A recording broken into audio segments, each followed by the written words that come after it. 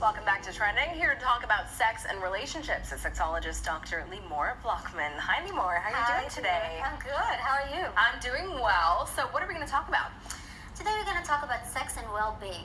So obviously there's a very big correlation between what we do between the sheets and what is going on in our lives. Is there? Yes, there is. And I feel that most people are aware of it, but not necessarily practice it. So they went on and examined 400 people, men and women, and asked them to testify to their sexual connection. How often do they have sex?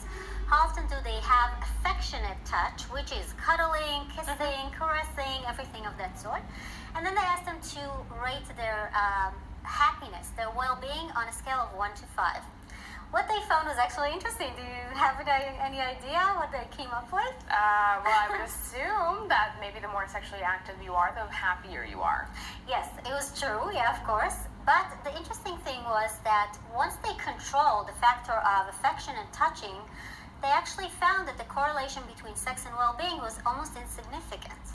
So the truth was that actually cuddling, that actually kissing, caressing, all these things around sex made us happy.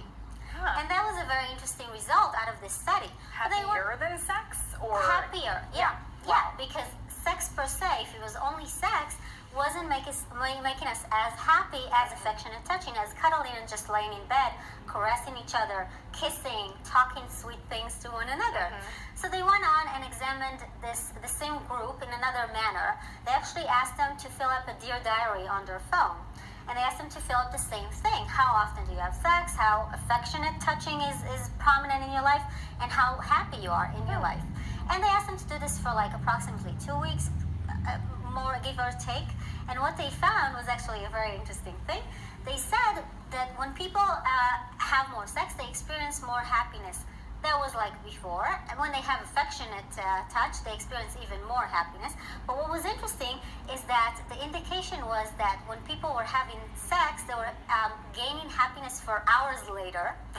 But when they were happy, they weren't having more sex, meaning that the correlation was only one way. Yeah. That's very interesting. Yeah, it was very interesting, I thought. And moreover, when they prescribed people with more sex, for instance, they told them, listen, you have to have more sex to be happy, it wasn't working. They would have more sex and still weren't that content. So it was like they were just forcing it because someone told them to. Right. It has to be an organic process. And that is something that I really want to stress. And I want to say on that note that I want to just clarify that sex is not intimacy. And this is a mistake that we have in mind usually. People make this mistake. They connect these two or even assume that they're synonymous. So sex is not intimacy, and if you are mistaken about this, you really have to look at your partner and understand that if you are having even great sex, when someone, everybody's happy with it, it's not necessarily connecting you, both of you. So that is something to really invest more time in. So what's more important is the affectionate gestures. The affectionate gestures, and I want to say on that note, don't wait for Valentine's Day, don't wait for 4th of July, buying something.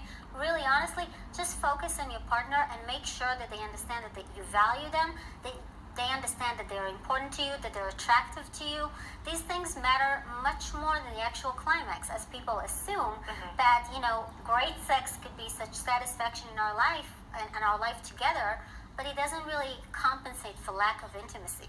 And also, sensual touching is really the key for everything, and it can be so much as just, eye contact, touching each other's hand, doing things together, gesturing together. And I want to say something very imperative.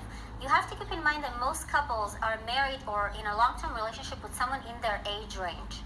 And that is a problem to begin with because women peak between 35 and 55 and men peak between 18 and 30. Now I'm not saying, I'm saying functionality-wise, that men are more able to do things in bed between these ages. I'm not talking about later in life when they acquire, experience or other things, but as we take these two ends of the game, we understand that between the genders, you actually have to make an effort to kind of, find the right common place. Well, relationships are certainly work. Yes. Limor, thank you so much for this. Thank you.